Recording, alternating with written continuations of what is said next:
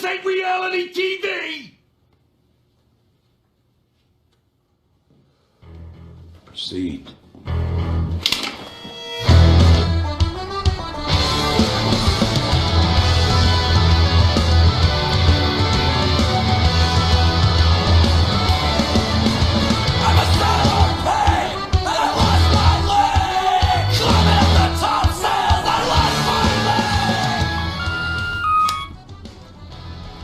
What?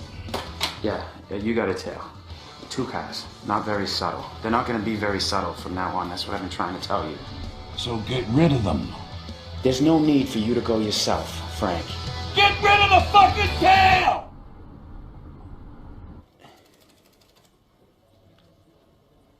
All right.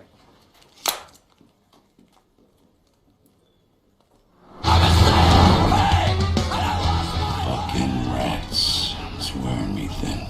Francis, it's a nation of fucking rats.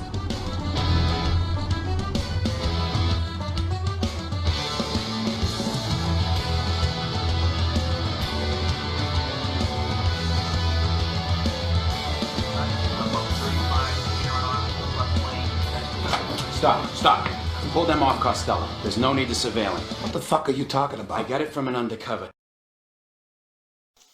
Je rappelle ou j'apprends à toutes celles et ceux qui n'auraient pas une culture particulièrement pointue en folk metal américain, voire en film de gangster, que la mélodie qui est réinterprétée par les jeunes et joyeuses cornemusières à la fin de la première partie de cette leçon a en fait accédé à la célébrité principalement grâce à un film de Martin Scorsese, un film particulièrement dur et violent, qui nous raconte en fait une double infiltration, celle d'un jeune policier dans une espèce de famille mafieuse irlandaise et celle d'un jeune Irlandais issu de ce milieu dans la police, avec une sorte de chassé-croisé où l'on se demande bien qui va gagner à la fin et qui fait effectivement toute la tension et l'intérêt du film mené une nouvelle fois par Martin Scorsese de main de maître, mais dans un contexte particulièrement sanguinaire,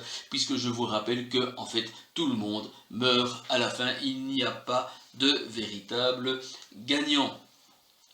Donc ceci pour illustrer une nouvelle fois, si c'était nécessaire, toute l'ambiguïté qui peut accompagner la signification d'une musique en particulier.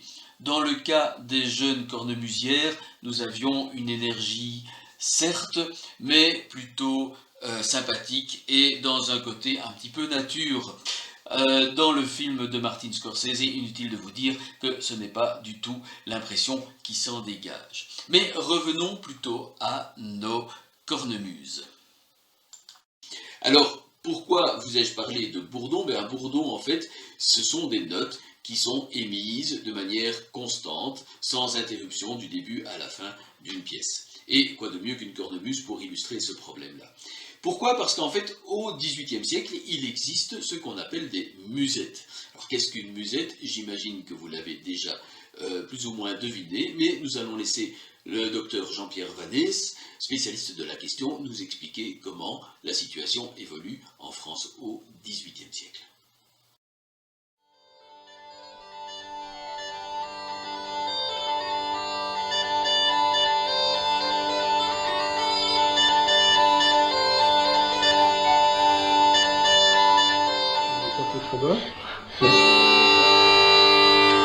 Alors la tonique est la même.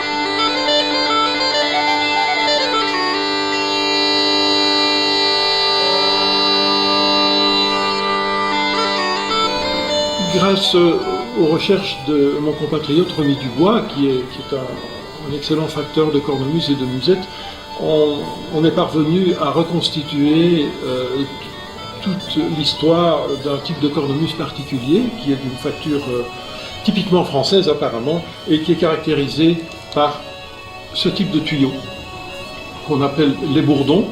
Alors généralement les bourdons sur les cornemuses, ce sont des grands tuyaux longilignes qui sont posés sur l'épaule de l'instrumentiste par exemple. Et ici on voit que ce sont en fait 5-6 tuyaux parfois qui sont logés dans une seule pièce de bois et qui peut contenir une tuyauterie d'une longueur totale de 2,20 m par exemple. La musette ou les cornemuses ne sont pas les seuls instruments à pouvoir produire un bourdon. Parmi les instruments entre guillemets traditionnels, la vielle à roue est bien connue pour pouvoir en produire un aussi. Alors comment fait-elle? En fait, la vielle à roue possède une corde un peu particulière qui, en frottant constamment contre la roue, produit effectivement ce qu'on peut appeler un bourdon.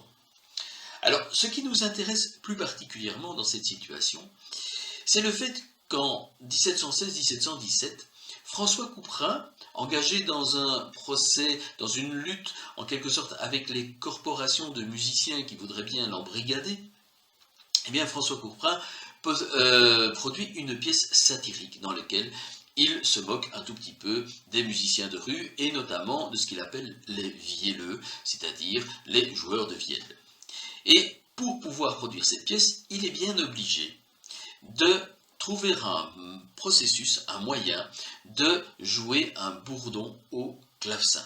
Et donc il y a là un véritable défi technique sur un instrument dont les sons effectivement ne tiennent pas en longueur. Il n'y a aucun son sur le clavecin qui puisse éventuellement durer indéfiniment. Donc il n'y a pas moyen a priori sur le clavecin de créer un bourdon. L'instrument n'est pas fait pour cela, pourtant il va trouver un moyen technique de le faire. Mais avant de l'examiner, voyons comment le bourdon est produit sur la vielle, ce que nous explique une jeune vielliste dans l'émission de Jean-François Ziguel. A une corde très particulière qui s'appelle le chien. En fait, c'est un bourdon, pour rappeler la pédale. Un bourdon ou un chien? C'est un bourdon qui a du chien. Ah, bourdon qui a du chien, c'est-à-dire une note tenue. Donc c'est la corde la plus haute. Enfin, c'est celle-ci qui se retrouve donc en haut de mon instrument. D'accord. Et en fait, le petit bzz, bzz, bzz, qui est vraiment typique de mon instrument, est réalisé grâce à ce petit morceau de bois qu'on appelle le chien, qui a un nez, qui a une truffe, et en fait qui vibre sur la table de mon instrument en fonction des coups de poignet que je vais donner. Car je ne fais pas simplement que tourner la manivelle comme un orgue de barbarie. J'ai toute une technique d'archet et d'arrêt dans le tour de roue qui donne ce bzz, bzz, bzz.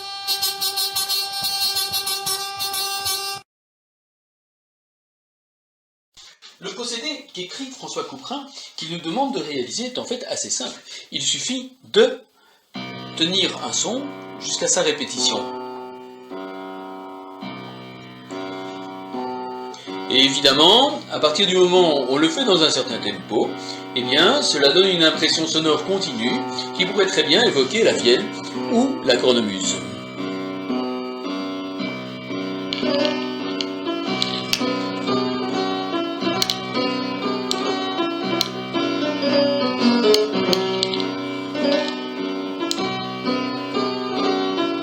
Etc., etc.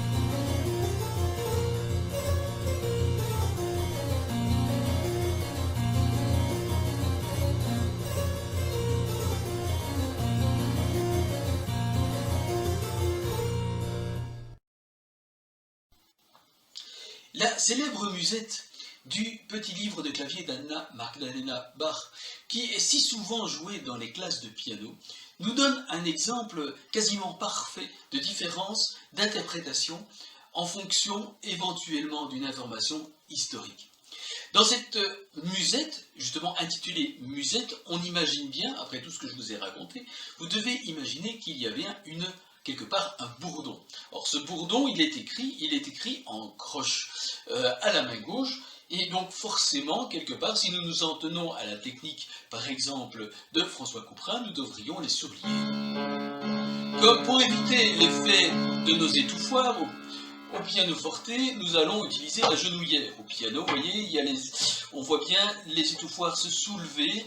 Au piano, vous avez une pédale pour ça. Ici, au pianoforte, on a une genouillère. Peu importe, l'effet est le même. Et donc, voilà. Et donc, comme c'est un bourdon, c'est assez fort.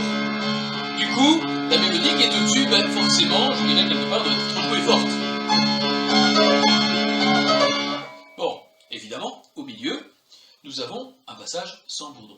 Et donc ce passage sans bourdon est forcément moins sonore, donc quelque part nous pouvons renverser l'effet en jouant doucement. Oui, et donc ça donnerait ceci.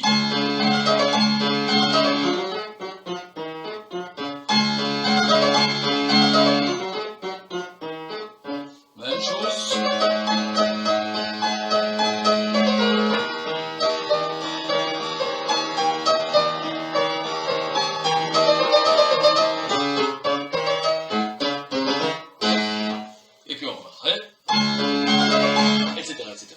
Donc voilà une manière d'interpréter en fonction simplement évidemment du paratexte, le titre musette. Le titre musette et l'écriture quand même particulière de la main gauche qui suggère à cette époque-là l'existence d'un bourdon. Main gauche plus titre musette égale une interprétation qui implique toute une série de conséquences que voici.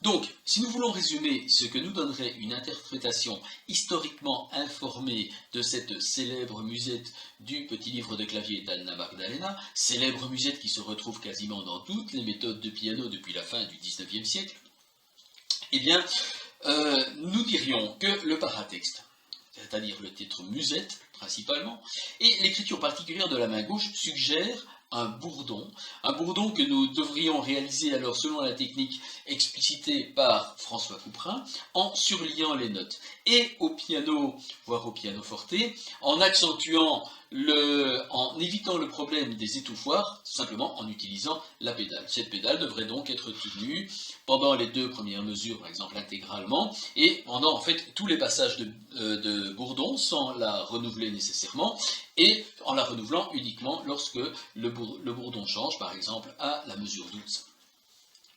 C'est le premier élément. Deuxième élément, il est clair qu'à ce moment-là, les passages sans bourdon sont des passages allégés qui peuvent naturellement être joués beaucoup plus piano. Peut-être à l'exception de la fin qui cadentiellement nous ramène en fait au début. Vous aurez aussi remarqué qu'il y a un jeu d'appoggiature-résolution mesure 13 et suivante qui permettent des liaisons non pas globales mais des liaisons par deux et qui permettent effectivement l'une syncope entre les mesures 13 et 14 ou entre les mesures 15 et 16. Et donc c'est un jeu tout à fait banal au XVIIIe siècle. Bon, voyons maintenant ce que nous donnerait une interprétation, comment l'interprétation de cette musette est suggérée dans la plupart des méthodes de piano. À titre de comparaison, je vous propose d'examiner cette partition. On la trouve en cet état encore fréquemment dans les méthodes de piano, et elle date en fait de la fin du XIXe siècle.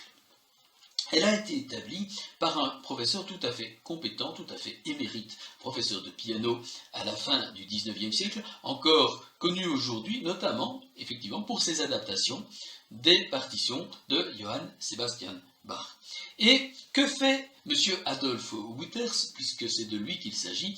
Eh bien, il adapte cette partition vieillie, oubliée, il l'adapte à la pédagogie du piano, il l'adapte au pianisme. Et au piano, à la fin du XIXe siècle, quand on a des octaves brisées, eh bien, on les fait souvent de manière staccato, et donc staccato et léger, ce qui signifie un début de première mesure dans la nuance piano. Si le contraste intervient, il intervient à la mesure 3, dans le registre médium du piano, qui est un registre puissant, et donc, pourquoi pas, à cet endroit-là, jouer forte. Et donc, nous avons un point de départ, un a priori de départ, pianistique, purement pianistique, extrêmement pianistique, je dirais très adapté à l'instrument, et tout à fait donc cohérent de ce point de vue-là, qui implique au total une interprétation complètement différente. Au XIXe siècle, il est courant de jouer les octaves brisées, non pas liées, mais détachées. Ce qui fait un petit peu promenade en calèche. Du coup, je dirais quelque part, la mélodie accompagnée par de telles octaves brisées devrait être, en fait, en quelque sorte, légère. Donc ça ferait... Évidemment, les unissons dans le registre médium du piano, qui sont naturellement sonores, peuvent à ce moment-là être mis en opposition. Mais comme nous venons de la légèreté, l'opposition sera dans la puissance. De même, je dirais...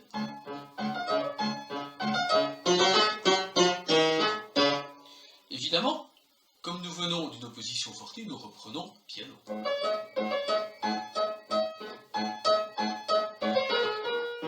Nous avons ce fameux jeu d'appoggiature qui n'est plus de saison au XIXe siècle et donc qu'il faut quelque part remplacer par autre chose. Pourquoi pas par une grande progression expressive?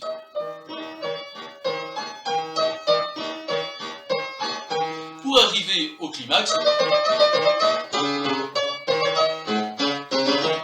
et on repart,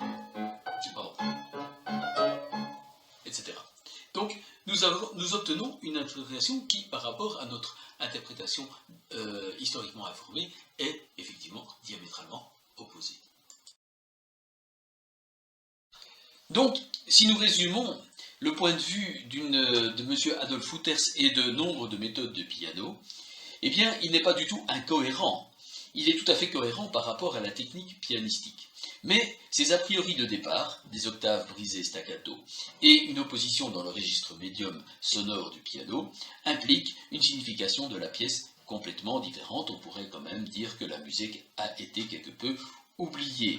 Du fait que le tempo doit être détendu, nous avons apparition de ce curieux vocable andantino dont je vous ai illustré toute l'ambiguïté il y a quelques minutes.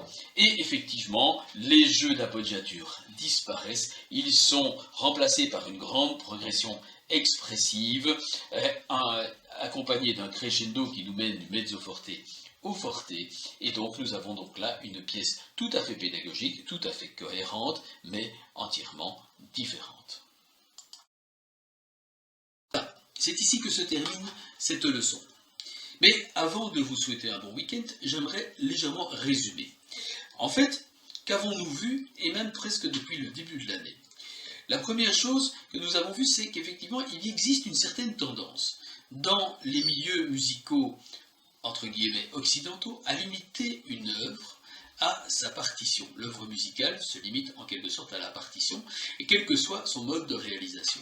Ce que nous avons essayé d'examiner, c'est que les modes de réalisation, justement, et mais pas seulement cela, l'événement musical dans sa globalité, beaucoup plus complexe, et change de signification non seulement en fonction de la manière dont le public ou les réalisateurs perçoivent le climat de création, c'est ce qu'on appellerait éventuellement les interprétations historiquement informées, celles qui le sont moins peut-être, perçoivent le contexte de création, mais également la manière dont ils réalisent l'œuvre en question. Une œuvre réalisée du XVIIIe siècle au clavier peut se réaliser aujourd'hui au clavecin, mais au clavicorde, au pianoforte, à des pianofortes différents, au piano. Il y a de multiples manières de les réaliser. Le mode de réalisation, mais aussi le mode de diffusion et le mode de perception du public sont importants. Il y a encore, quand j'étais jeune, il y avait encore des préjugés qui circulaient, par exemple, sur le librettiste de Mozart, Lorenzo da Ponte, de cette fameuse, qu'on appelle, je dirais, sans innocence d'ailleurs maintenant et sans vergogne, la trilogie da Ponte. Eh bien, je dirais, sur cette fameuse 3 opéras, Figaro, Così fan tutte et Don Giovanni, il était question de dire, on disait couramment, que Lorenzo da Ponte était un librettiste médiocre et que si les opéras étaient géniaux, c'était effectivement la faute à Mozart.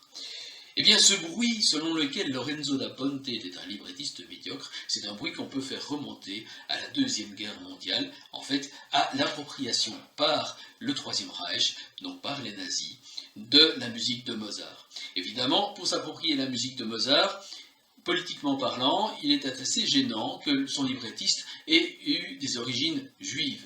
Donc il n'y avait finalement qu'une seule manière de conserver les opéras dans leur intégrité, tout en glorifiant la nation aryenne, c'était de prétendre que la qualité de l'opéra ne dépendait que de Mozart et qu'il aurait peut-être encore beaucoup mieux s'il n'avait pas eu la malheureuse idée de travailler avec Lorenzo da Ponte.